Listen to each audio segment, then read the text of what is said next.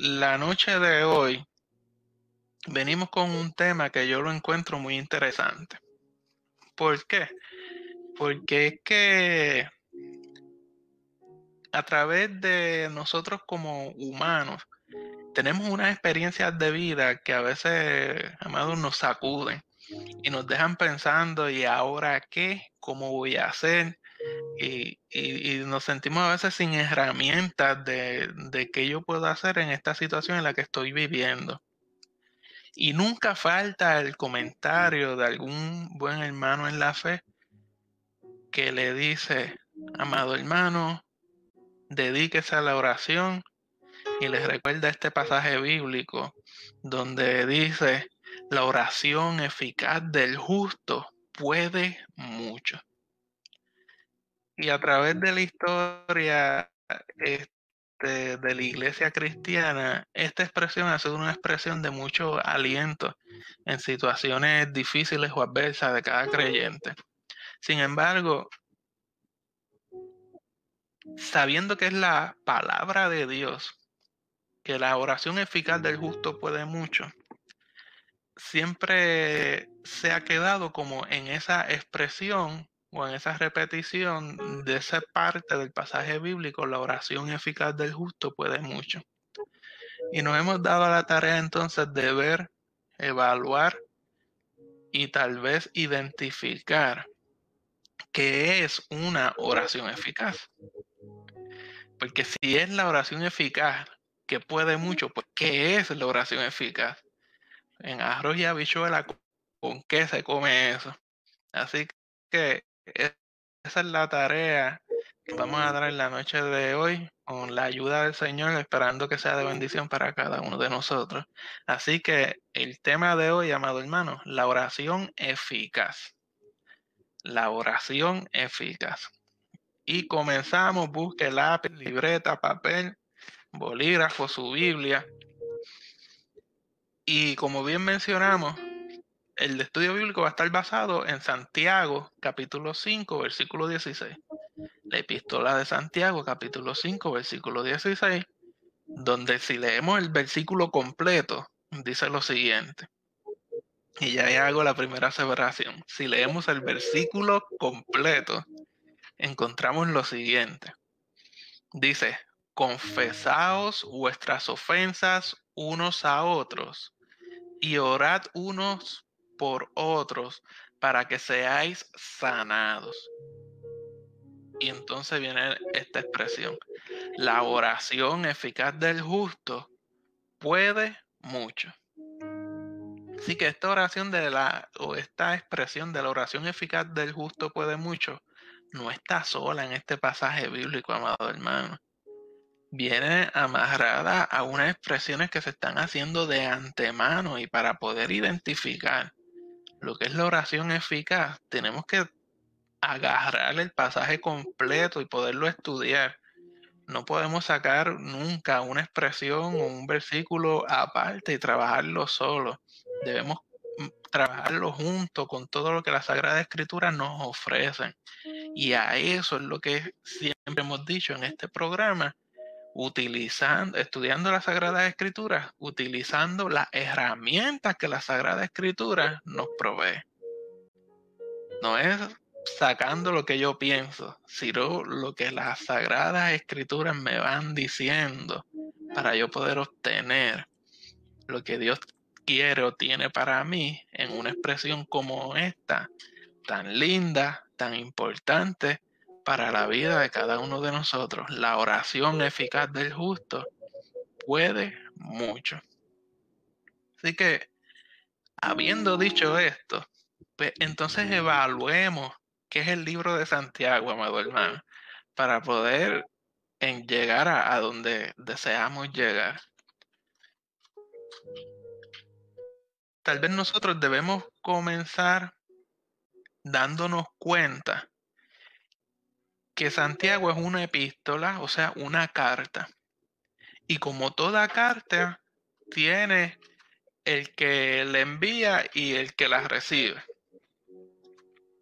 Y si vamos a Santiago, el primer versículo, capítulo 1, versículo 1 de Santiago, Él nos está diciendo, se identifica que él es Santiago y que la carta va dirigida a las 12 tribus que están en la dispersión.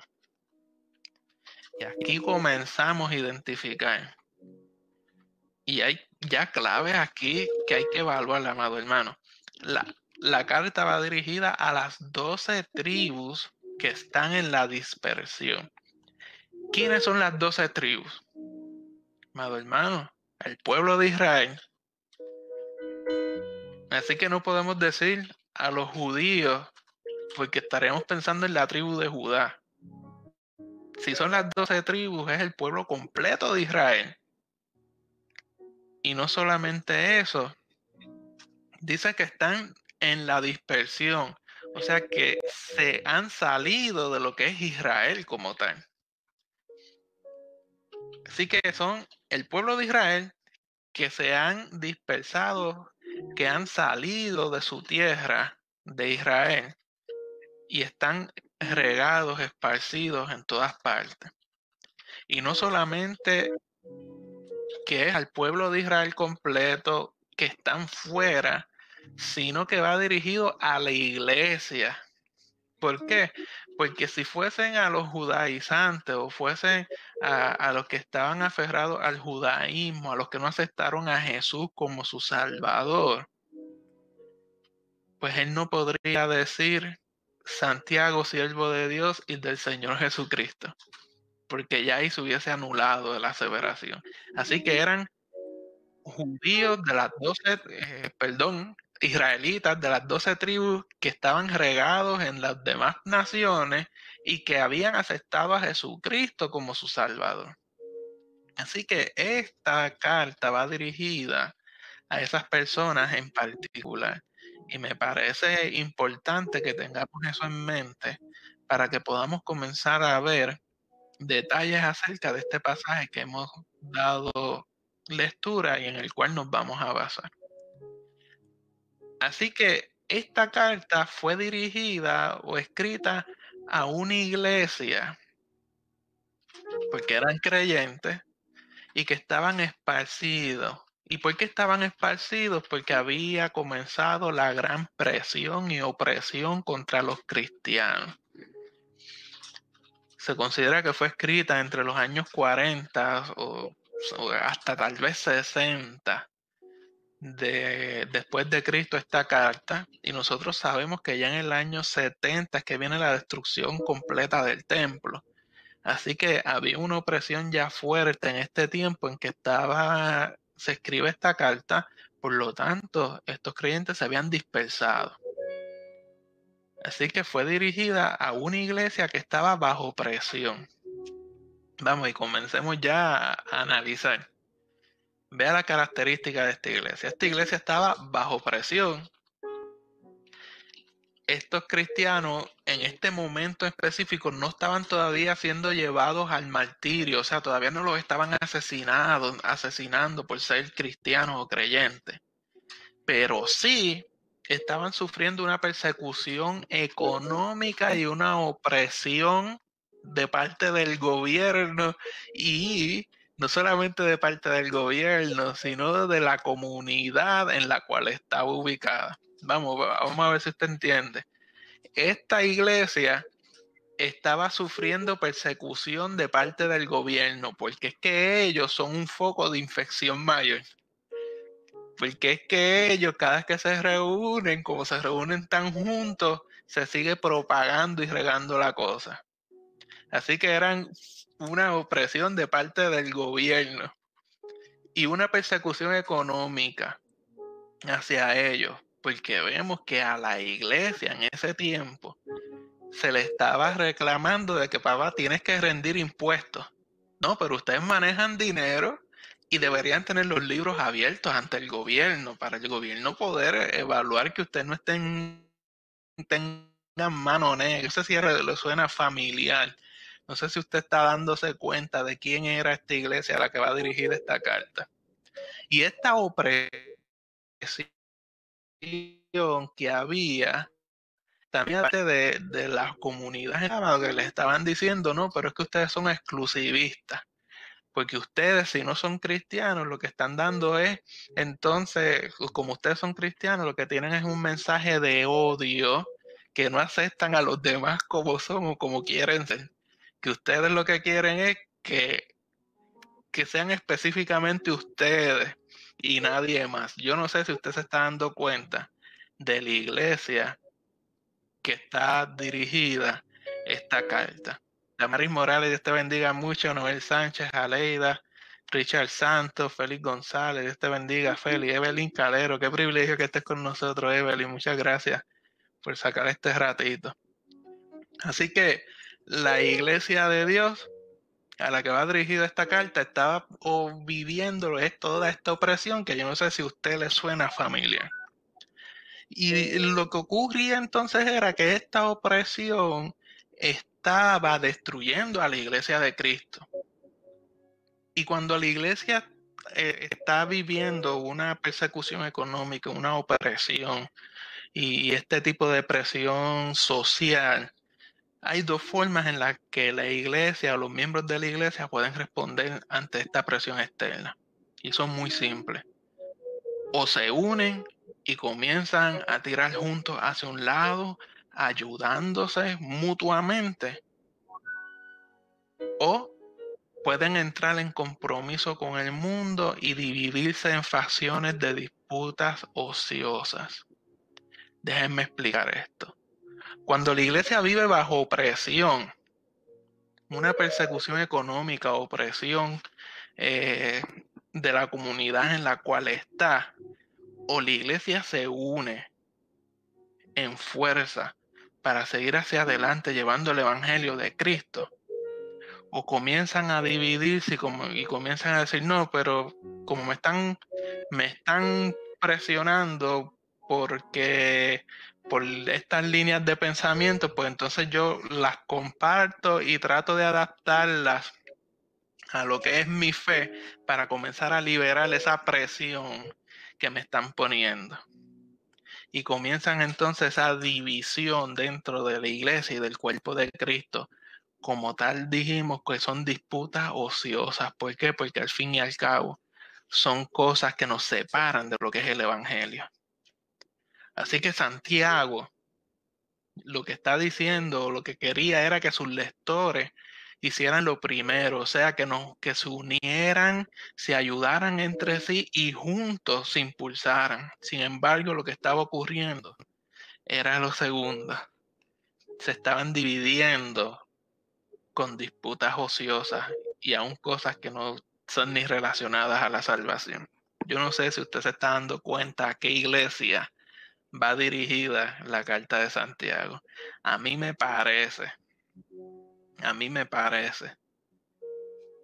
que esta carta va dirigida a la iglesia de hoy. Porque estos son los problemas que hacen que la carta de Santiago sea tan importante para la iglesia de nosotros hoy en día. Lo otro que debemos evaluar es que la carta de Santiago es única en su clase, porque esta carta está llena de las enseñanzas directamente de Jesús. Ninguna otra carta dentro del Nuevo Testamento tiene tantas referencias a las enseñanzas de nuestro Maestro Jesucristo en cada página como la podemos ver en Santiago. No estamos diciendo que Santiago lo que hace es que hace citas directamente a frases que Jesús dijo, aunque lo hace, lo podemos ver en capítulo 5 y versículo 12, pero no estamos hablando de eso. Lo que identificamos en el libro de Santiago es que el escritor de Santiago utiliza frases e ideas que provienen de Cristo Jesús. O sea, sus lectores, cuando nosotros leemos la carta de Santiago y nos adentramos a ella, así como lo hicieron los que la recibieron de primera mano, ellos tuvieron que haber memorizado mucho y aprendido mucho de las enseñanzas del Señor Jesucristo y por tanto haber reconocido la fuente de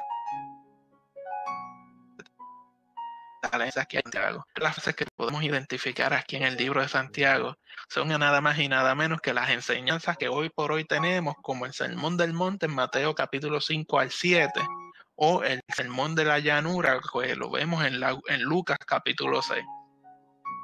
y es algo característico y único de este libro de Santiago. Yo sé que usted va a terminar este programa con deseos de sentarse a leer el libro de Santiago. Y si logramos eso, yo soy feliz. Porque es que esta carta es única, amado hermano, en su clase. No hay mejor ejemplo en el Nuevo Testamento de un líder que tome las enseñanzas del Señor Jesucristo y que las aplica a los problemas de la iglesia. Toma las enseñanzas de Jesucristo y las aplica directamente a los problemas de la iglesia. Esta carta de Santiago, así que llega a ser, por tal razón, llega a ser un modelo para la iglesia de hoy sobre cómo puedo aplicar las enseñanzas de Jesucristo dentro del contorno de lo que es la iglesia. Así que, amado hermano, esta carta de Santiago, como ya dijimos, es única en su clase y nos da mucha luz en cómo la iglesia debe vivir y no vivir en esa vida de yo como iglesia aparte, sino en esa vida de iglesia koinonía, en compartir con los hermanos. Tenemos entonces que, habiendo dicho este contexto en el que la carta se escribe, vamos a adentrarnos un poquito entonces a ver las partes de esta carta para ver en qué lugar ubica el versículo que hemos dado lectura y en el que nos vamos a basar. La primera parte de la carta de Santiago es una introducción que tiene dos partes y que presenta tres temas. Esta introducción presenta el tema de las pruebas y la razón por la cual hay gente que fracasa cuando es probada. Mire esto, las pruebas y las razones de la gente que fracasa cuando es probada. El segundo tema es la sabiduría y el control de la lengua. Qué tema más maravilloso. El tercero es la riqueza y riqueza económica y su uso en las obras de caridad. Y Santiago analiza cada una de las ideas que podríamos identificar de Jesucristo y aún de las que vemos en Primera de Juan capítulo 1 de versos del 1 al 4 y vuelve sobre ellas por segunda vez y las expresa y las señala. La segunda parte de la carta de Santiago lo que hace es que enfrenta el tema de la riqueza y la caridad y presenta dos sermones, uno discutiendo la discriminación en base a la riqueza y el otro señalando que cualquier fe que no termine en buenas obras, especialmente la caridad como él la llama, de ninguna manera es salvadora. ¿Cómo que la discriminación en base de la riqueza? Porque mira que cogía en este tiempo de la iglesia, amado hermano. Yo no sé si usted le llama la atención o puede identificar algo de esto. Llegaban los hermanos a congregarse en los templos y las personas adineradas iban en las primeras filas y más cerca del altar, de lo que nosotros le llamamos altar hoy en día. Y las personas de menos dinero, menos económicamente acomodadas, iban en las últimas filas de atrás. Esto a mí me trae recuerdo de un amigo mío. Estábamos todavía en la high, en la escuela superior. Y él me dice, oye, fui a tal iglesia y me gustó mucho, pero me estuvo algo extraño, me dice él. Y es que cuando yo voy entrando por la puerta, el servidor que está a la puerta me pregunta, ¿cuánto usted va a ofrendar? Y él se le queda mirando. Estábamos en la high, un muchacho de la escuela superior puede ofrendar. Él le dice la cantidad, que obviamente era poca. Y le dice, ¿pero por qué? No, porque si usted va a ofrendar esa cantidad, entonces pase por acá y se va a sentar en su área. Y cuando él sigue caminando hasta que llega, se da cuenta que está en la última fila de atrás, en la cúpula última de arriba. Y se dio cuenta que quienes estaban en las primeras filas, en las primeras bancas, eran personas que nada más por su porte se sabían que eran personas de influencia y de dinero. Y, amado hermano, eso fue en Puerto Rico, hace un par de años atrás. ¿Qué similitud habría con lo que estaba viviendo cuando Santiago escribió esta carta? Lo otro es el señalar de que La fe que no tiene buenas obras, o sea, que no bendice y que no apoya al más necesitado, de ninguna manera es una fe salvadora. ¿Por qué? Porque ese es el reflejo de lo que Cristo Jesús vino a hacer por nosotros, bendecir y ayudar al más necesitado. Así que si tenemos una fe completamente salvadora y revelada dentro de nosotros, de nuestro corazón va a salir siempre la intención de bendecir a los más necesitados. La tercera parte de la carta de Santiago es una de las también muy interesantes porque Santiago en esta tercera parte trata el uso nada más y nada menos de la lengua. Dice, en particular, hacía señalamiento, Santiago hace señalamiento a los maestros, que tal parece que en ese momento estos maestros de la Biblia estaban reuniéndose y hacían grupitos dentro de la misma iglesia. Estaban los que se identificaban con este maestro y el grupo que se identificaban con el otro maestro. Y en los maestros, en esas reuniones de enseñanza, lo que hacían era señalar y criticar al otro maestro.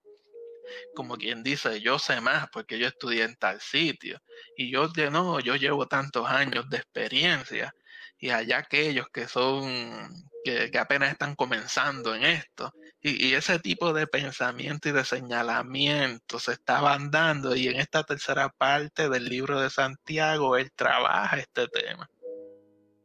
Así que es interesante ver que en esta parte Santiago a esta actitud lo que hace es que le atribuye una influencia demoníaca y lo dice claro, a la vez que también señala que la verdadera sabiduría de Dios o el Espíritu produce paz y unidad en la iglesia.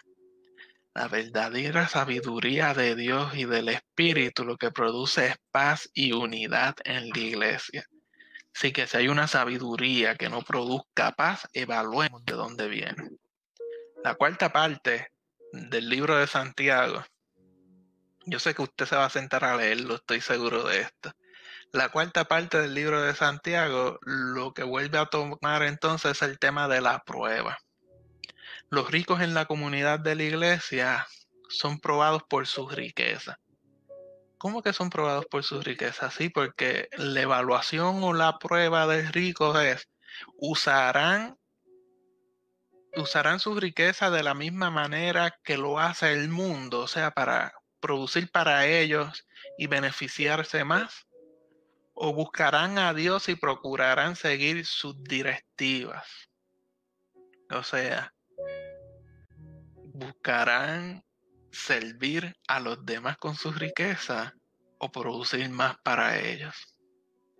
Los ricos que están fuera de la iglesia son condenados al infierno, no solo por haber perseguido a los pobres, que era otra dinámica que se daba en este tiempo, que los que eran adinerados perseguían a los pobres y los humillaban. Y aún dentro de la iglesia habían personas adineradas que seguían a los pobres, aún creyentes de la misma iglesia, y los humillaban, sino que también por haber acumulado tesoros en la tierra y vivido en el lujo, son condenados y señalados porque vivían en completo lujo, mientras habían otros que morían de hambre. Nosotros debemos agradecer todo lo que el Señor nos ha dado y con lo que nos ha dado bendecir a los que menos, por como dicen, la vida les ha dado. Debemos siempre tener en mente los más necesitados. Y finalmente, en Santiago, ahí está la última parte, que es la conclusión de la carta. Y en esta conclusión se resume, su resumen llama a los lectores cristianos a a la paciencia y a la oración. Y aquí es que encontramos Santiago capítulo 5, versículo 16, donde dice, confesaos vuestras ofensas unos a otros y orad unos por otros para que seáis sanados. La oración eficaz del justo puede mucho.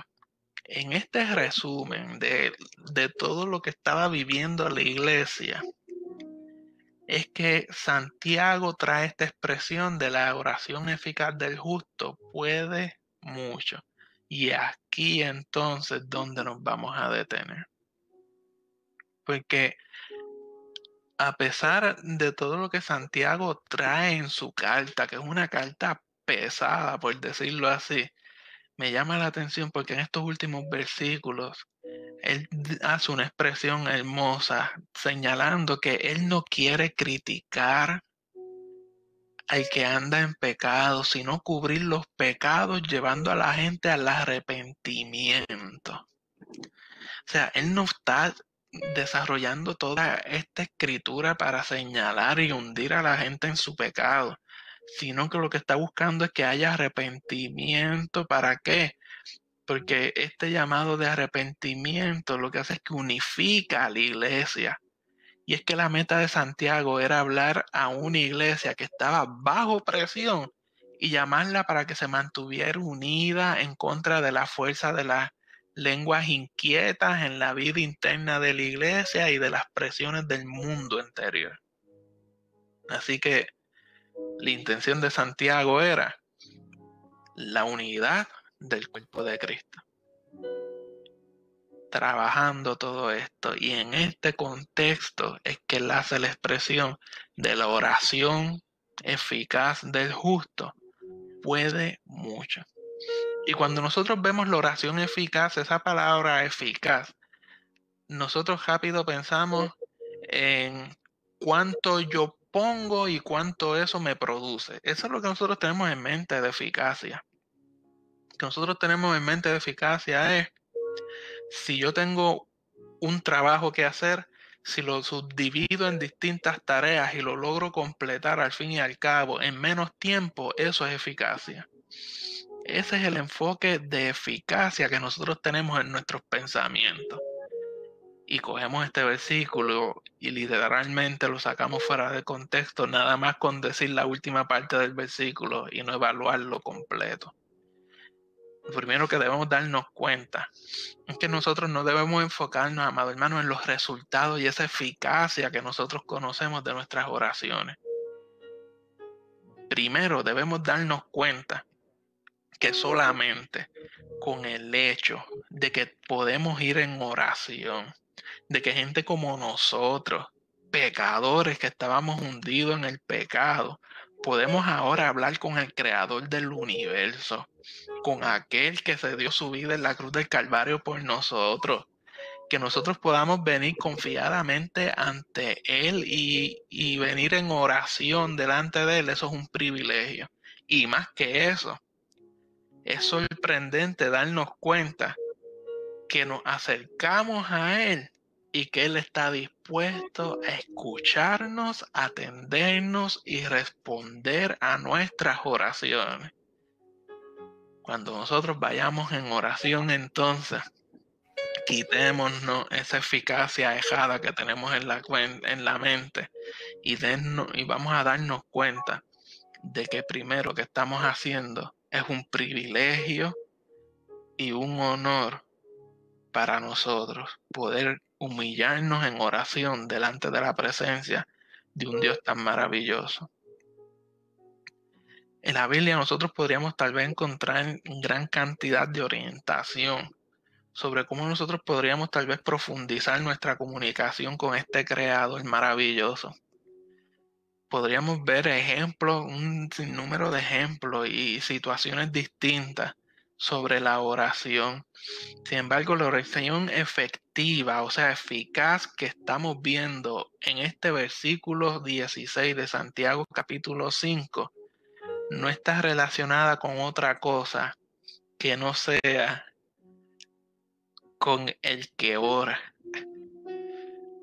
Esta eficacia que estamos viendo en el versículo 16 no está relacionado en cómo orar, ni cuándo orar, ni qué palabras utilizar, sino que está enfocada en qué, en el que está orando.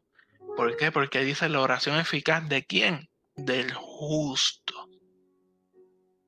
Y vamos entonces a comenzar a desmenuzar esto. Primero, oración es lo que nosotros conocemos como cualquier petición, por poder rogar, una súplica.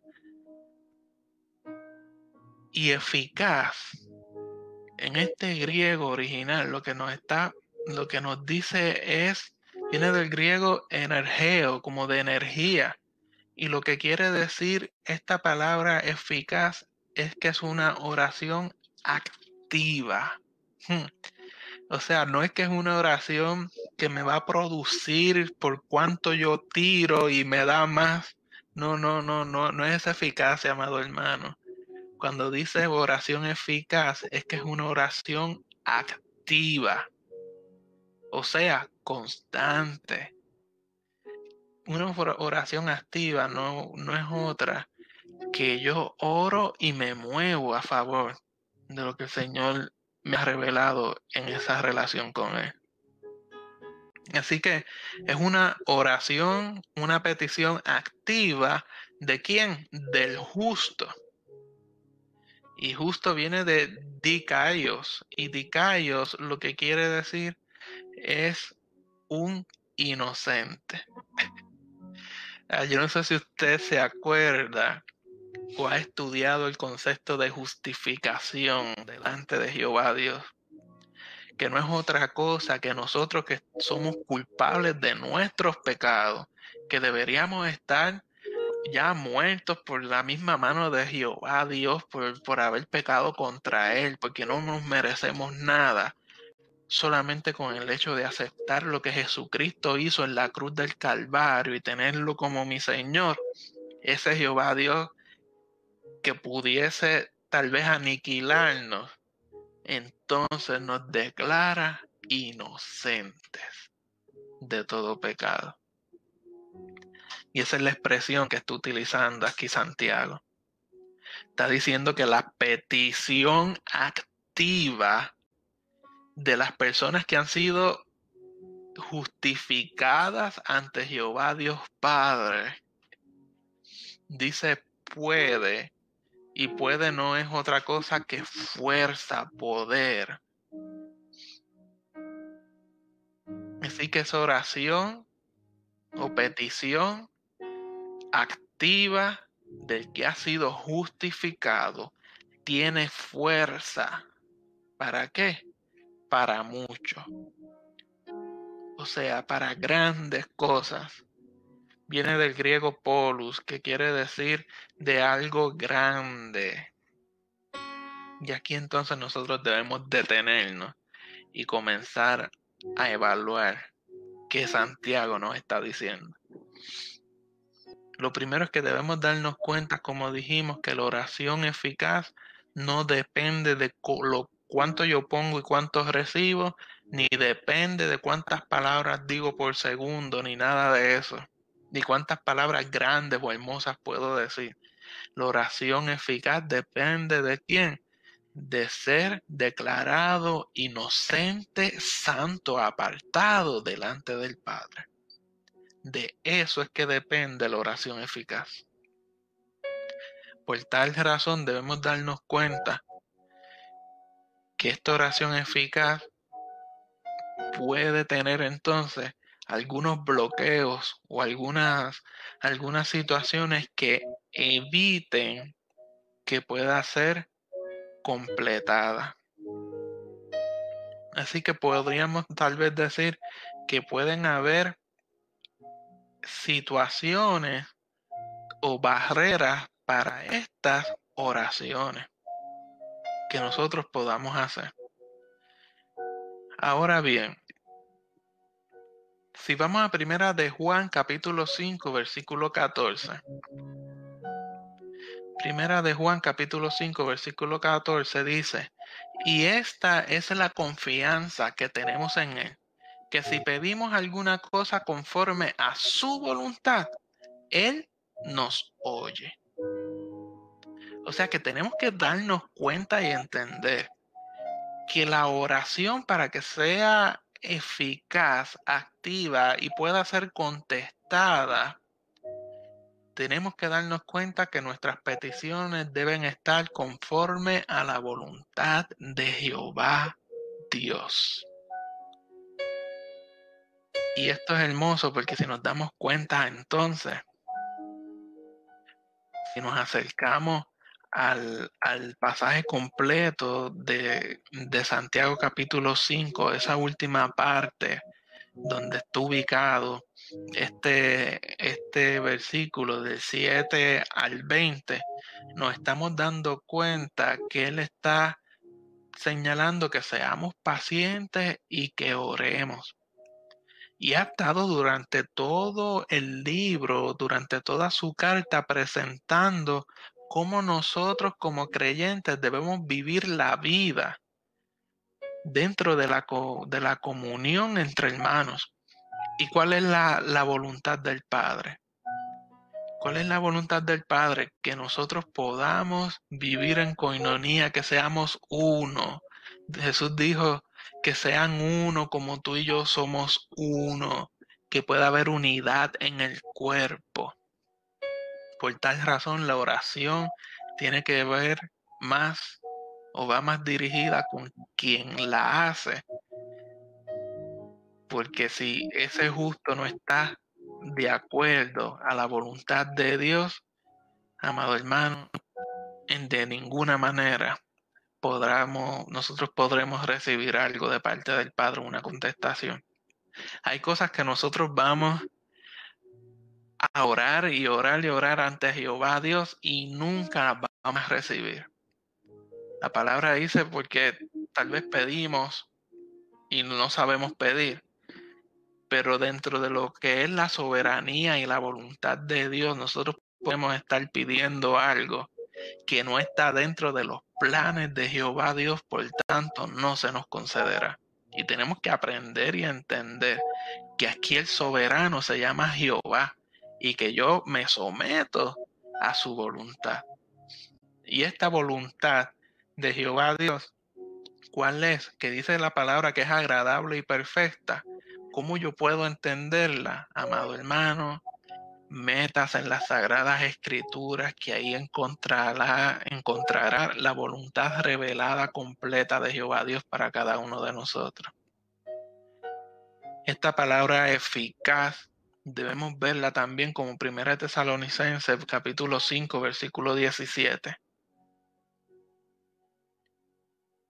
Dijimos que eficaz era activo y 1 Tesalonicenses capítulo 5 17 lo simplifica de una manera hermosa. Orad sin cesar.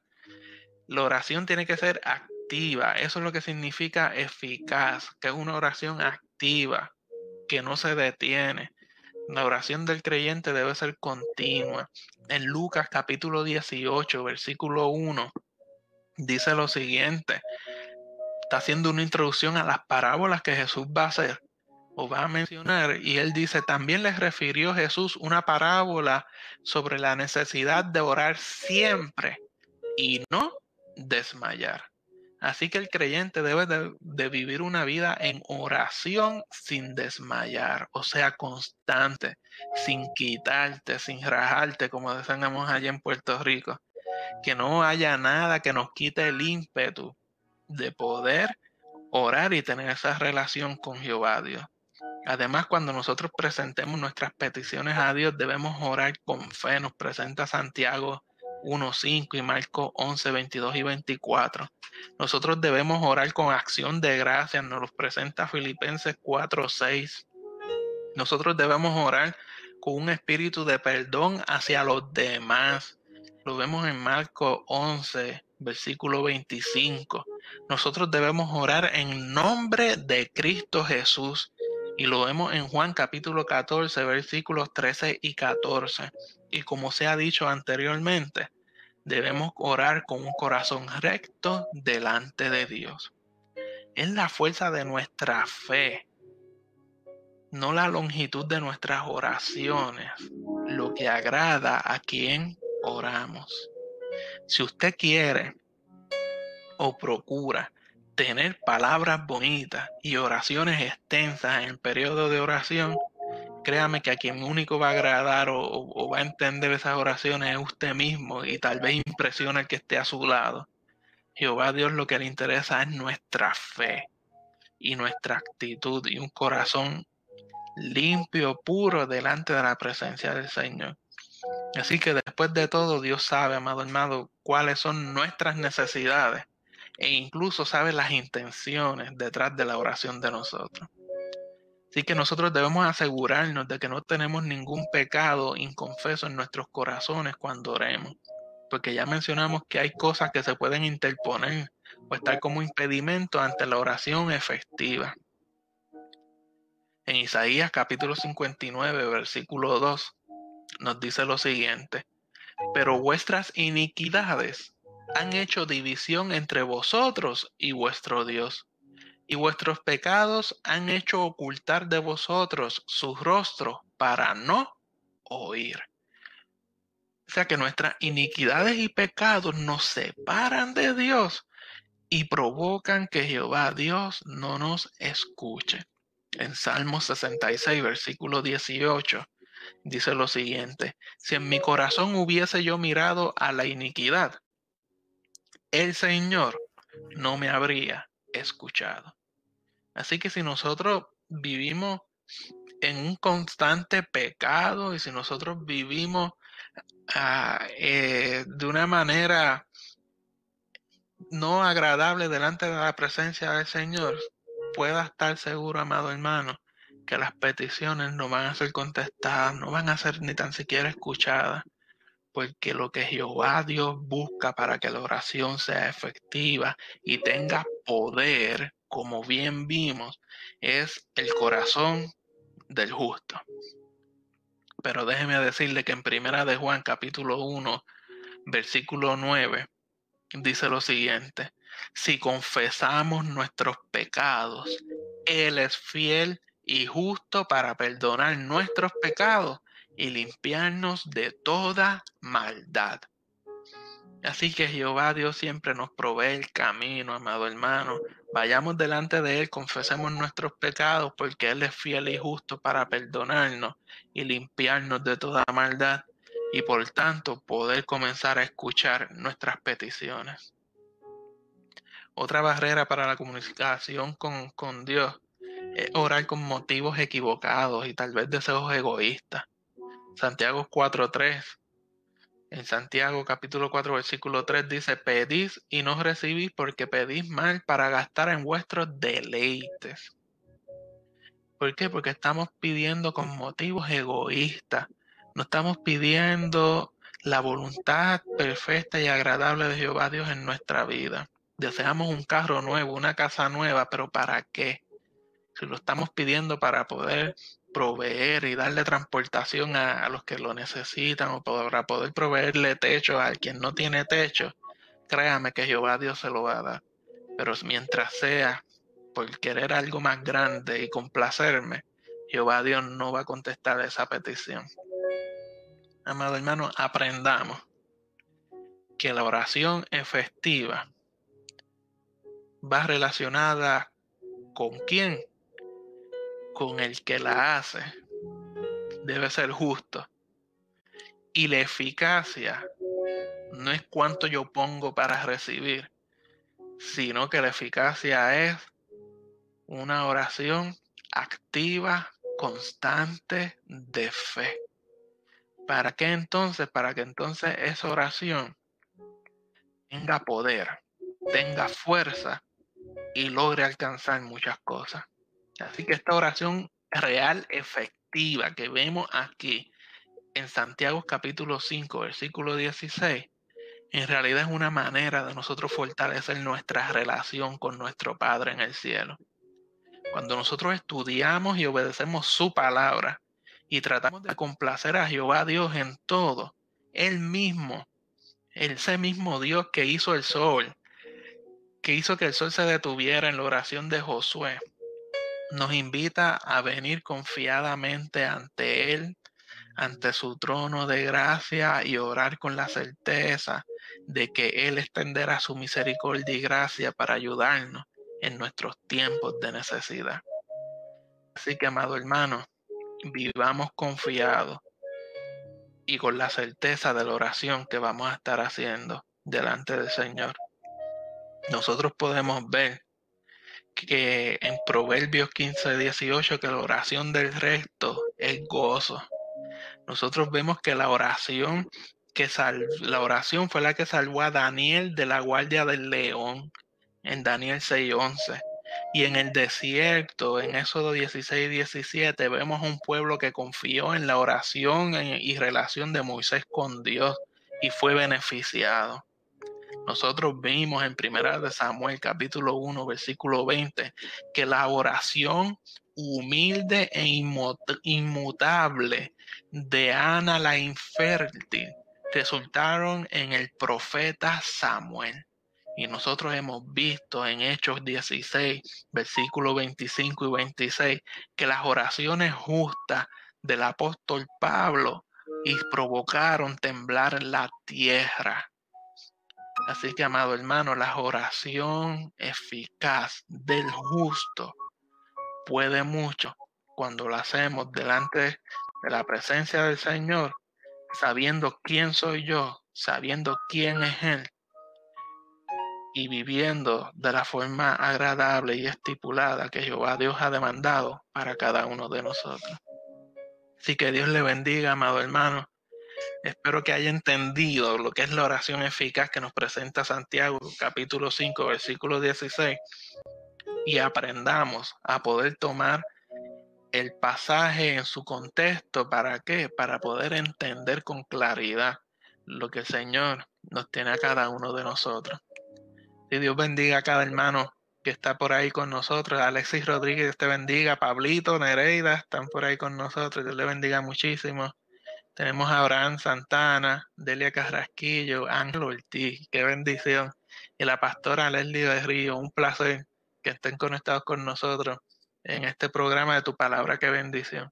Así que, amado hermano, esperamos que Jehová Dios haya bendecido su vida con su palabra y que haya entendido el verdadero significado de la oración eficaz para que entonces esa oración tenga poder para muchas cosas.